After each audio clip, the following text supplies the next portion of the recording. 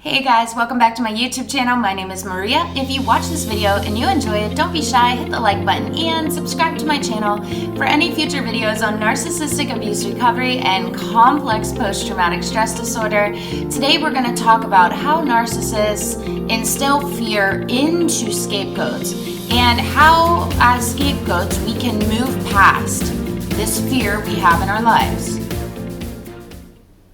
A narcissistic caretaker will instill fear in a child, in a scapegoated child at a young age.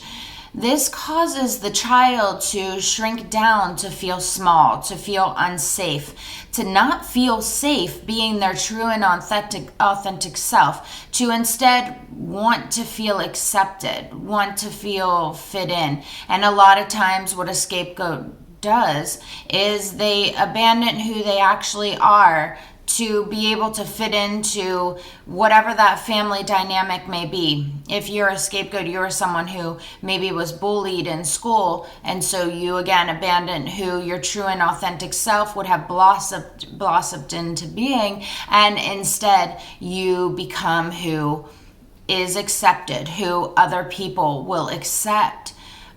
This is a feeling of unsafety in your own body, not feeling safe being your true self and who you were made to be. This is all to be able to fit in. Being shrunk down and getting small and being quiet is what feels safe. Expressing your feelings and, talking to adults and trusting adults in these situations is what feels unsafe. So our view on safety is misconstrued as we are children being scapegoat in, the game of triangulation. But let's try to talk about this fear. And in the end of this video, we'll talk about how you can actually feel a bit safer being your true and authentic self so that you don't have to be paralyzed by this fear throughout your adult life. So there's nothing more unsafe than the feeling of not knowing who you are. And as we grow from scapegoated children into adults, that's what we struggle with. We feel disconnected to society. We feel just disconnected to everyone because we don't have that strong sense of self. It's not that we're disconnected from everyone, it's that we're disconnected from ourselves. It feels unsafe for us to feel those uncomfortable feelings inside. We tend to run from these feelings. And then a lot of people who are scapegoats are also empaths. So empaths, have many amazing qualities, but one thing we do as empaths is we scan rooms, but we actually can pick up on the harm. We do this to protect ourselves. So if there's someone harmful in the room, if there's someone that we feel is a threat, we pick up on those threats. This makes us feel as if the world is a threat, that people are not good, that it's a scary type of place, right? And because we have abandoned our true and authentic selves, we have a hard time trusting our gut. So when we're navigating through this world, having a hard time trusting our gut, not knowing who our true and authentic selves are, as well as feeling the threats of so many other unsafe people around us, it tends to draw in that fear, and it feeds that fear in our lives.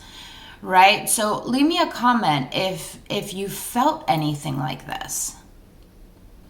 So if we are constantly running away from our pain and feeling our feelings, then we can't get close enough to the pain to nurture it, to comfort it, to feel like it's okay, to know that it wasn't our fault, to be able to feel, process, and move these feelings through our body.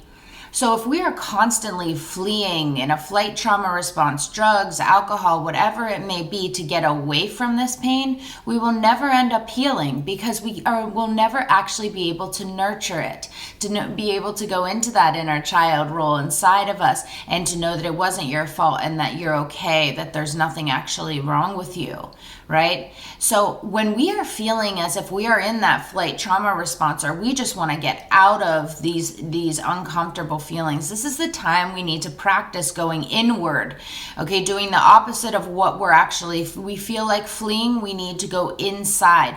This is when we stop in our tracks, literally and figuratively. We sit down, we get comfortable being in the uncomfortable. This is a practice. This is called going inward.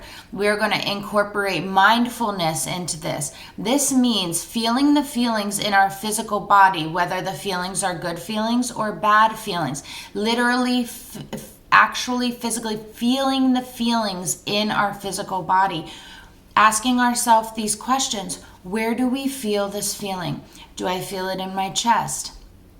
Do I feel it in my throat? In my leg? What area? And what kind of feelings is this? Is this a pain? Is this dull? Is this an irritation? Is it uncomfortable? Do I just, feel prickly? Like what actually are these feelings that I'm having? This is a practice. I will say that again, because this isn't something that you can just do. You're going to notice that your mind's going to wander. You're going to have ruminating thoughts. You're going to have that negative inner critic working against you. You're going to want to stand up. You're going to want to leave. You're going to want to do anything else you can possibly do than sit still in the feelings that you're feeling, right? They're uncomfortable. This isn't a place that you want to be. If you were comfortable feeling these feelings, you would have felt them years ago. You would have processed them and moved on, and you wouldn't have carried this fear throughout your life. You've been avoiding feeling these inner feelings for years.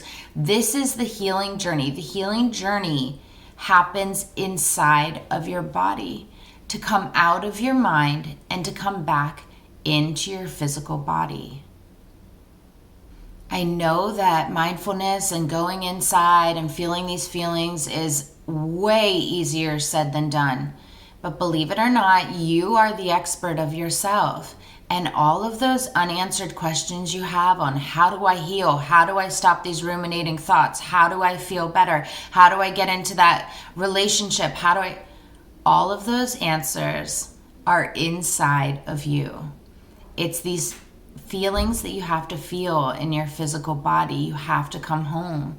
This is how you feel safe again. You feel safe in yourself. We won't control what goes on in the world. We know that there are unsafe people around us. But what we can control is feeling safe with ourselves.